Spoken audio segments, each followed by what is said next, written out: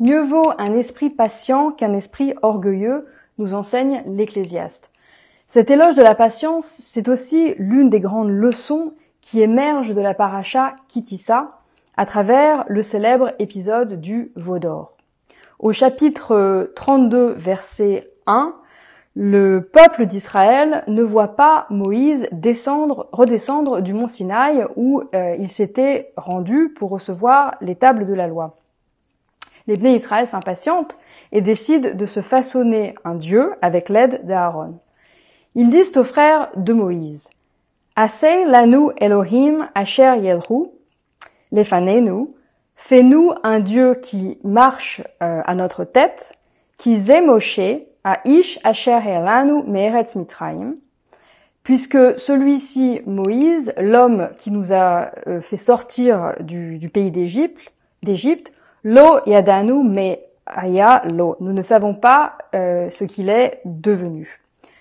De manière assez surprenante, Aaron abonde dans leur sens et va même jusqu'à suggérer aux hommes de lui apporter les boucles d'oreilles en or que portent leurs femmes, leurs fils et leurs filles pour les fondre et en faire une statue qui prendra la forme d'un veau d'or. Une fois l'idole créée, les Bnei Israël reconnaissent officiellement ce veau d'or comme le Dieu qui les a fait sortir du pays d'Égypte, ce qui suscite immédiatement, sans grande surprise, la colère de Dieu. Alors, le texte nous laisse face à un étonnant retournement de situation. Rappelez-vous, quelques chapitres plus tôt, dans la paracha Mishpatim, les Bnei Israël ont accepté l'alliance avec Dieu. Au chapitre 24, verset 3, Moïse transmet au peuple les paroles de Dieu et la Torah nous dit que le peuple entier s'écria d'une seule voix, tout ce qu'a prononcé l'Éternel, nous l'exécuterons. Puis au verset 7, ils renchérissent avec le célèbre Naaseh Venishma, tout ce qu'a prononcé l'Éternel, nous ferons et nous entendrons, sous-entendu, nous obéirons docilement.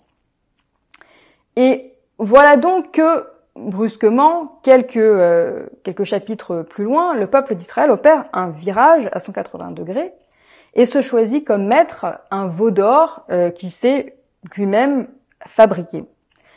Alors, comment comprendre la raison de cette faute du veau d'or qui, à première vue, peut apparaître comme un geste assez irrationnel, impulsif, presque une forme d'auto-sabotage. Certains commentateurs rabbiniques, à commencer par Rashi, laissent entendre que la création du veau d'or a été causée par la frustration et l'anxiété des Bnei Israël face au retard de Moïse. Lorsque celui-ci est monté au mont Sinaï, nous dit Rashi, il aurait dit aux Hébreux, je reviendrai après 40 jours dans les 6 premières heures suivant cette période, c'est-à-dire avant midi. Mais les Bnei Israël ont mal compté, nous dit Rashi, ils ont considéré que le jour où Moïse est monté dans la montagne était le premier jour, et ils n'ont pas compris que Moïse comptait lui 40 jours pleins, c'est-à-dire nuit et jour. Donc il y a une sorte de quiproquo et de confusion autour de la date exacte de retour de Moïse liée à une différence dans le calcul des jours.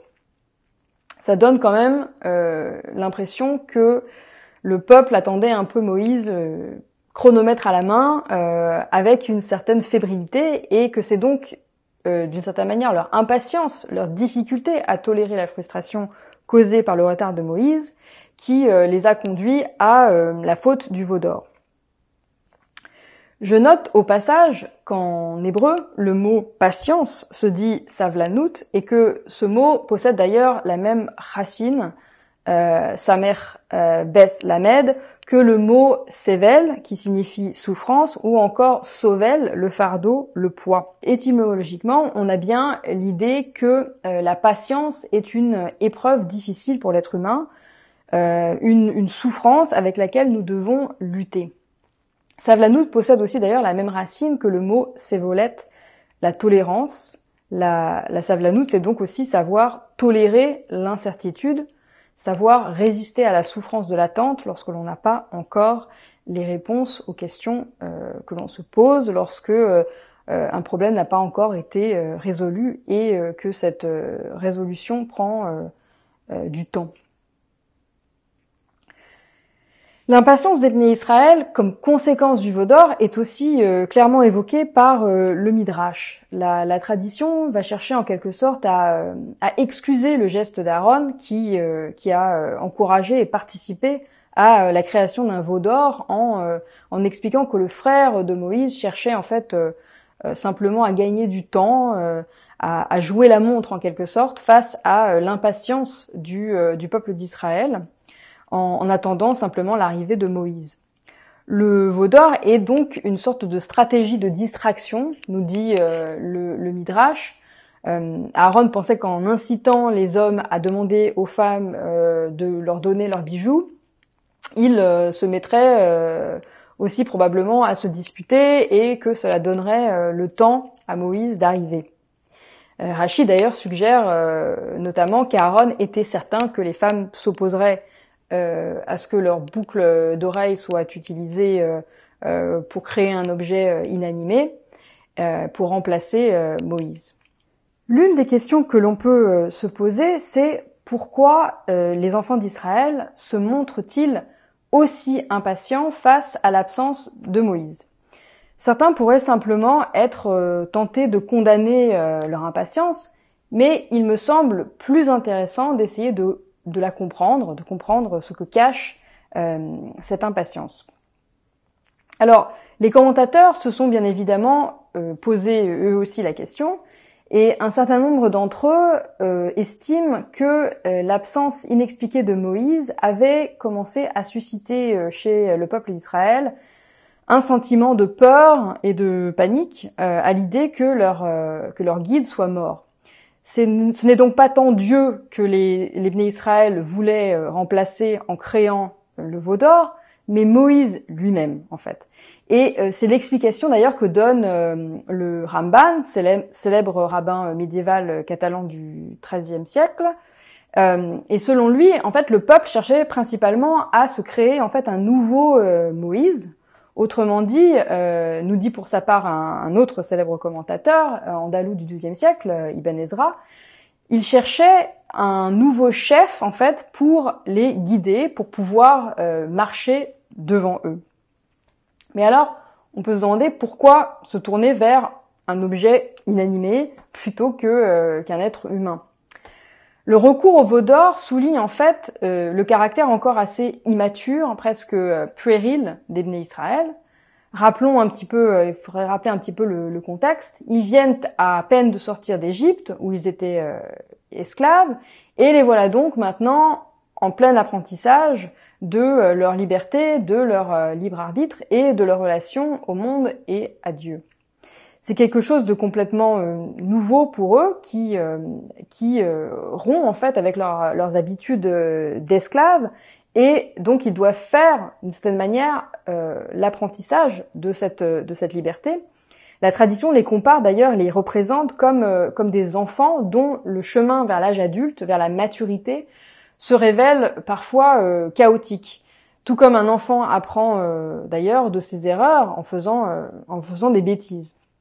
Bien qu'ils soient sortis d'Égypte, en fait, les Bnei Israël ont encore du mal à couper le cordon avec cette terre que la tradition compare d'ailleurs au ventre d'une mère étouffante, toxique, possessive, qui a tout fait en fait pour les empêcher de s'émanciper. C'est un aspect, une image dont nous avions déjà parlé dans une paracha précédente, dans la paracha Shemot. Alors, ces enfants d'Israël, encore immatures, se sont donc accrochés en fait à Moïse comme à un parent, et comme des enfants qui tolèrent encore mal la frustration de l'attente et de la séparation, ils vont en quelque sorte paniquer en ne le voyant pas revenir. On peut donc penser que le veau d'or est un moyen de combler ce manque, de se rassurer, de calmer en quelque sorte leur impatience et leur inquiétude. Je trouve personnellement que ce veau d'or fait presque penser aux peluches ou aux doudous que l'on donne comme ça parfois aux très jeunes enfants pour essayer de les sécuriser. C'est ce qu'on appelle un objet transitionnel qui a pour but d'aider le tout petit à supporter l'absence du parent et l'angoisse de la séparation à mesure qu'il grandit et qu'il prend son indépendance. Le veau d'or peut donc en fait être un peu vu comme une manière un peu puérile de combler le vide laissé par Moïse, lui qui incarne pour les bénis d'Israël un parent, un guide, d'une certaine manière. Autre marque d'immaturité qui renforce cette idée que ce peuple a encore un côté comme ça très très enfantin, c'est le fait que son rapport à Dieu est encore assez mal défini, un peu assez confus, on peut dire. On a l'impression que les bénis d'Israël confondent le guide, le médiateur que représente Moïse, avec Dieu et avec le divin. Puisque les bénis d'Israël disent d'ailleurs au chapitre 32, verset 1, « Fais-nous un Dieu qui marche à notre tête. » Puisque Moïse a disparu. Sous-entendu, « Fais-nous un autre Dieu comme Moïse. » On pourrait le lire de cette façon-là. On peut noter au passage que les bénis d'Israël considèrent que c'est Moïse aussi qui les a fait sortir du pays d'Égypte. Cette phrase revient. Le premier verset du chapitre 32 mentionne Moïse comme, on l'a vu tout à l'heure, Aish Asher Heilanu me Eretz Mitzrayim, l'homme qui nous a fait sortir du pays d'Égypte. Alors, certes, on peut le lire ou le comprendre comme le fait que c'est bien Moïse, oui, qui les a guidés en dehors d'Égypte, qui les a aidés à traverser la mer Rouge. Mais en même temps, on ne peut pas s'empêcher de penser à la première des 10 paroles de Dieu qui dit « Je suis l'Éternel ton Dieu qui t'a fait sortir du pays d'Égypte ». C'est évidemment une phrase clé qui revient fréquemment dans la liturgie juive et notamment bien sûr dans la Gada de Pessah où l'on cite d'ailleurs on cite le Deutéronome et on dit Dieu nous a fait sortir d'Égypte de sa main puissante et de son bras étendu. Et ce n'est d'ailleurs pas un hasard si la Haggadah de Pessah met fortement l'accent sur justement le rôle clé joué par Dieu, mais qu'elle ne mentionne pas une seule fois Moïse. D'ailleurs, le Gaon de Vilna explique que c'est une manière de clarifier auprès de la personne qui est assise à la table du Seder, peut-être d'ailleurs particulièrement, entre parenthèses, le signifier aux enfants, le fait que c'est bien Dieu et non pas Moïse qui était aux commandes. D'autres commentateurs disent aussi que c'est pour éviter que Moïse ne soit déifié comme les Samaritains ont pu être tentés de le faire. Dans son Mei Hashiloar, le rabbin racidique du 19e siècle Mordechai Yosef Leiner, plus connu sous le nom d'Ishpitzer, estime que si les bénis d'Israël ont adopté le veau d'or, c'est parce qu'ils avaient un besoin immédiat de clarté par rapport à leur situation. Ils voulaient un Dieu qui leur montre la voie à suivre et qui élimine toute incertitude. Ils voulaient en quelque sorte un Dieu ou un leader qui leur soit toujours directement accessible, qui ne disparaisse pas soudainement, qu'ils puissent contrôler, qu'il puisse être disponible en un claquement de doigts. Or, ni Moïse ni Dieu ne répondaient évidemment à ces critères. Ils se sont donc créés une idole, quelque chose de concret, de palpable, donc de directement accessible, pour satisfaire en quelque sorte leurs besoins de certitude et d'immédiateté. Ce besoin de contrôle est un réflexe humain que nous ressentons tous face à l'incertitude, mais qui n'est qu'une aspiration illusoire. Si notre libre arbitre nous permet d'agir sur certaines choses, et tant mieux, nous devons aussi reconnaître notre finitude et donc accepter que nous ne sommes pas pleinement toujours aux commandes. Accepter cela, c'est quelque chose de difficile que notre société actuelle tend de plus en plus à nier, à refouler, car nous sommes aujourd'hui dans l'ère de l'illusion du contrôle, nourrie par l'idée d'un progrès illimité de l'espèce humaine. Alors, comme les Bnei Israël avec le veau d'or, on pourrait dire que nous sommes aussi constamment en quête de comme ça de réponses immédiates et rapides, et que notre tolérance à l'incertitude d'ailleurs est de plus en plus faible. En témoigne notamment le succès des chaînes d'information qui opèrent 24 heures sur 24, même lorsqu'elles n'ont plus d'informations intéressantes à fournir. Ou encore le succès de Twitter et des messageries instantanées qui rendent le salarié accessible quasiment en permanence.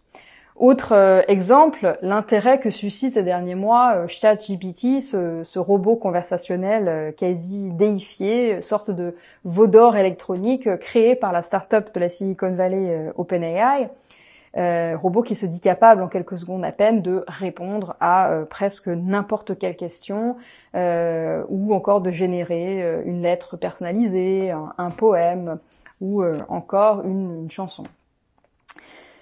Dans la paracha Ki Tisa, l'inquiétude des Bnei Israël face à leur futur incertain nous renvoie aussi à nos propres frustrations face aux crises sans précédent de ces dernières années, auxquelles nous n'avons pas toutes les réponses. Dans les sociétés, dans les pays développés, au sein du monde occidental, la majorité de la population, c'est pendant longtemps, ou à tort, plus ou moins cru à l'abri en fait des pandémies, par exemple, de très grande ampleur. En 2020, la crise du Covid-19 nous a rappelé notre finitude, notre fragilité face à l'inconnu, face aux incertitudes extrêmement nombreuses générées par cette crise sanitaire. Nous avons dû faire preuve de beaucoup de patience, justement, respecter les mesures sanitaires, les nombreux confinements, attendre la mise au point et la commercialisation de vaccins efficaces et de traitements appropriés. Alors bien sûr, parfois, la patience n'est pas une vertu. Elle peut être aussi synonyme d'inaction, être une excuse à l'immobilisme. Il y a des situations qui exigent que l'on agisse vite. Mais dans le cas de l'épisode du veau d'or, on voit bien qu'il s'agit d'une faute d'impatience. Même si, nous l'avons vu et nous y reviendrons, le jeune peuple d'Israël a quand même des circonstances atténuantes. Mais face à l'absence de Moïse, il aurait pu, s'il avait été plus mature, faire preuve de patience en essayant, par exemple, d'imaginer tout un tas de raisons plus rassurantes associées au retard de Moïse, sans forcément tomber dans le catastrophisme et l'impulsivité. C'est ce que fait d'ailleurs le Talmud de Babylone, qui imagine toute une série d'incidents qui auraient pu retarder Moïse. Il y a notamment une histoire que j'aime bien qui laisse entendre que c'est Dieu lui-même qui a mis Moïse en retard en quelque sorte. Quand Moïse arrive au mont Sinaï, il est comme les enfants d'Israël, il est extrêmement pressé et il s'attend à recevoir les paroles de Dieu clé en main. D'ailleurs, il est tellement pressé, nous dit l'histoire, qu'il oublie de saluer Dieu. Et Dieu le réprimande un peu et lui dit les gens qui vivent dans ta ville, ils ne disent pas bonjour. C'est un passage assez drôle. Et on comprend en tout cas par la suite que Dieu est décidé, lui, à prendre son temps. Et quand Moïse arrive, d'ailleurs, il est en train d'ajouter des couronnes aux lettres hébraïques du texte.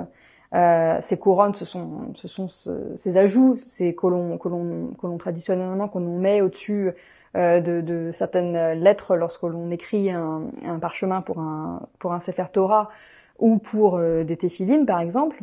Et cette histoire nous dit que Moïse a interpellé Dieu et lui a dit mais à quoi ça sert? Il est sceptique face à ce qu'il considère un peu comme une perte de temps presque. D'ailleurs, Dieu reproche par la suite à Moïse de ne pas l'avoir aidé à ajouter ces couronnes sur les lettres de la Torah. Et la tradition estime qu'en fait, il ne s'agissait pas seulement pour Dieu d'un effort décoratif, mais que ces couronnes visaient à inspirer de nouvelles interprétations du texte à de futures générations. Autrement dit, Dieu insiste sur l'importance de prendre son temps pour créer quelque chose qui a du sens et qui va durer dans le temps, la Torah. L'inverse, en quelque sorte, du veau d'or, un objet qui est vide de sens et de contenu et qui finit d'ailleurs en poussière.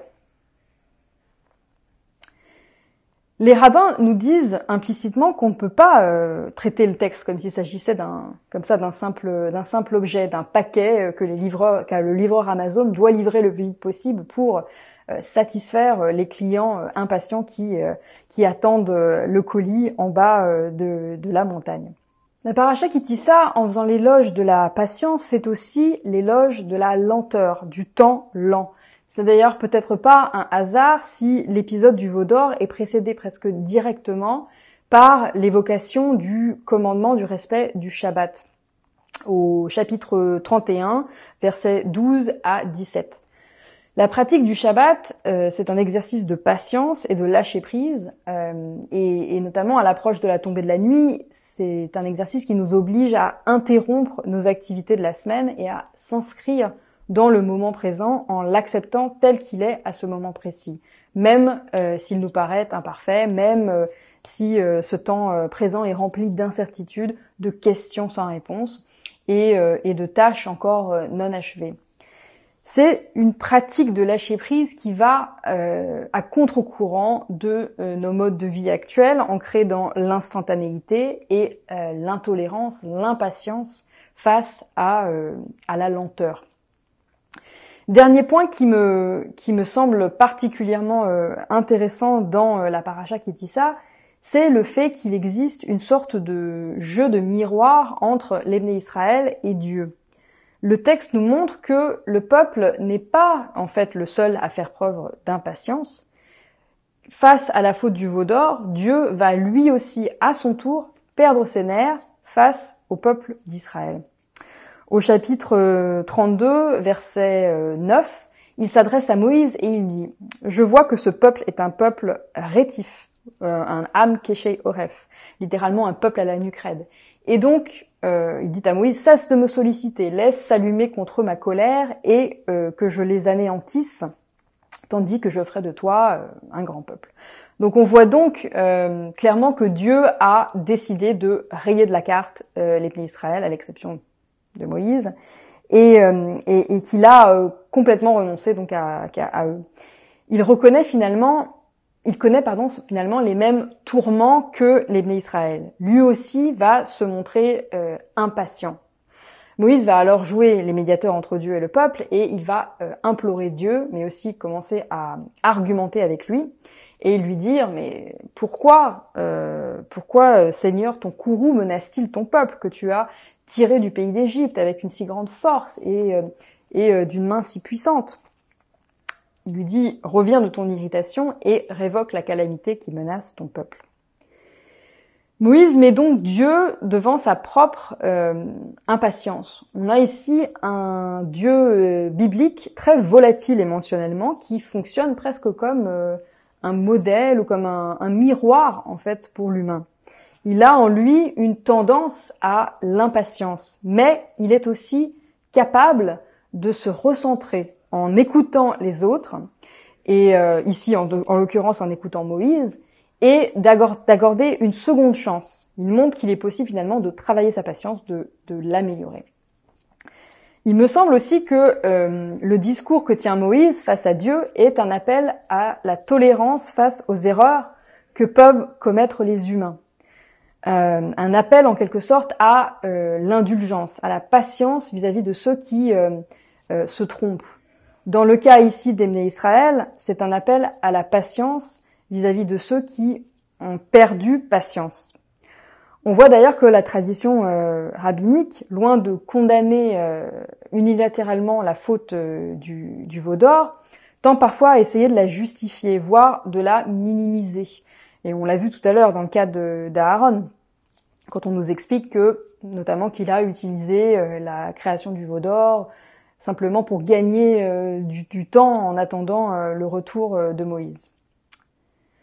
Alors que nous approchons de Pessah, cette idée d'indulgence et de patience face aux erreurs humaines me fait penser à l'image des 4 fils évoqués dans la Haggadah. Il y a le sage, il y a le rebelle ou le méchant, il y a le simplet, et enfin celui qui ne s'est pas encore posé de questions, qui ne s'est pas encore demandé. Ces 4 fils incarnent différents âges de la vie d'un être humain, mais aussi ils peuvent incarner 4 traits de caractère dans lesquels nous pouvons tous et toutes nous reconnaître une part de nous-mêmes en fait.